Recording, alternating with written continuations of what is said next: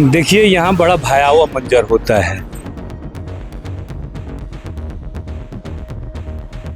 जब किसी का घर टूटता है।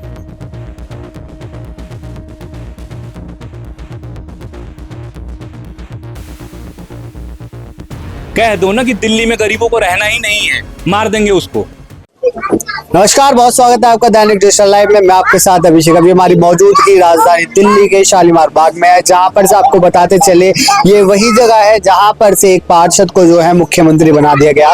रेखा गुप्ता जी, उन्हीं का क्षेत्र आता है। महज यहाँ से कुछ ही कदमों की दूरी पर उनका घर है, पर वहां पे अगर बात करी जाए उनके यहाँ के लोगों की, तो लोग कहीं ना कहीं प्रताड़ित होते हुए नजर आ रही है। जो कॉलोनी है इसमें नहीं गिनती लगाई जा सकती कि कितने मकान आएंगे, पर अगर यहाँ पर देखेंगे पहले जो घास थी वो सिर्फ झुग्गियों पर थी, और अब जो है वो कहीं ना कहीं आलीशान मकानों के ऊपर भी घास गिरती हुई दिखाई दे रही है। हालांकि आज की ही बात बताया तो आज ही इस वाले मकान के ऊपर जो है एमसीडी ने आके बुलडोजर चलाया, और साथ ही साथ में पूरे मकान के जितने भी लेंटर थे उनको सबको तोड़ दिया गया। यहाँ पर मौजूदा लोग हैं, उनसे बातचीत करेंगे।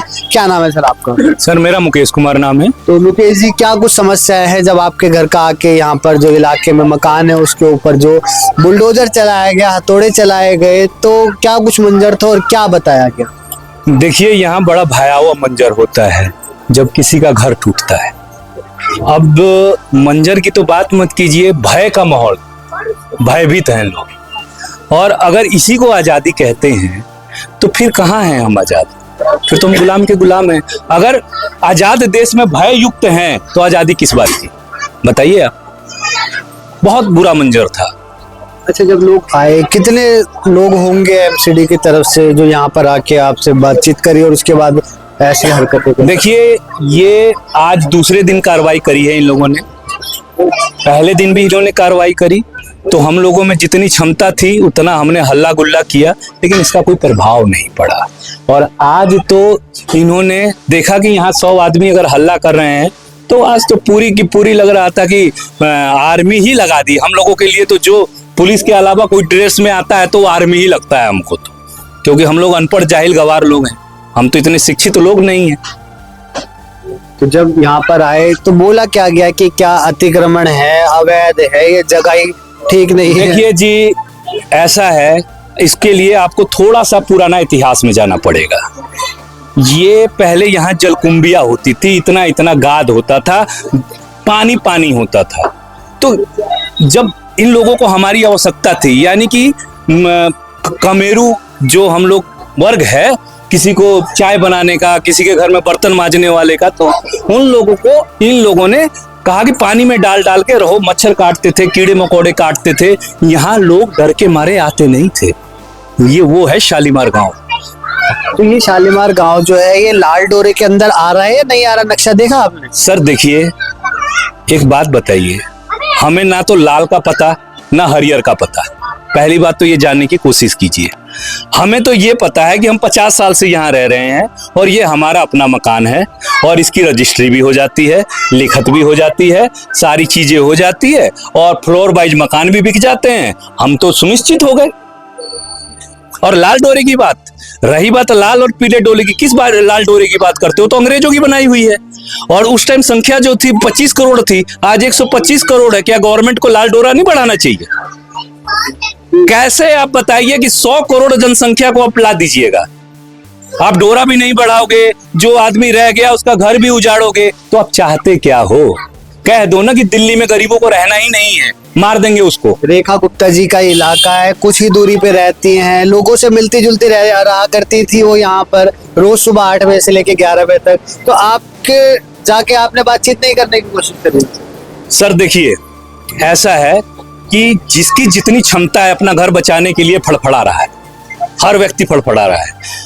हमें जो समझ में आ रहा है हम कर रहे हैं। किसी भाई को वकील के पास धक्के खा रहे हैं, कोई कहीं जा रहा है, कोई कहीं जा रहा है। रातों की नींद उड़ चुकी है लोगों की। और मेरे से कोई पूछता है कि भैया तेरा घर तो है नहीं, तो तू क्यों मामा बन रहा है खामा का? ऐसे भी सवाल आते हैं। मैंने कहा घर तो नहीं है, भाई का तो है। बचपन तो बीता है, गिल्ली डंडा तो इन्हीं के साथ खेले हैं, और रेखा जी को घर घर लाके यही लोग तो लेके घूमे हैं। हमारे वोटों से तो जीती हैं, तो हम नहीं बोलेंगे तो कौन बोलेगा?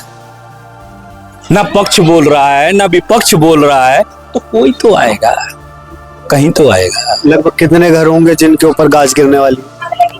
मेरे हिसाब से अगर उनकी कैलकुलेशन करें तो 800-900 घर होंगे और 4 मंजिल, यानी कि एक मंजिल पे एक परिवार रहता है।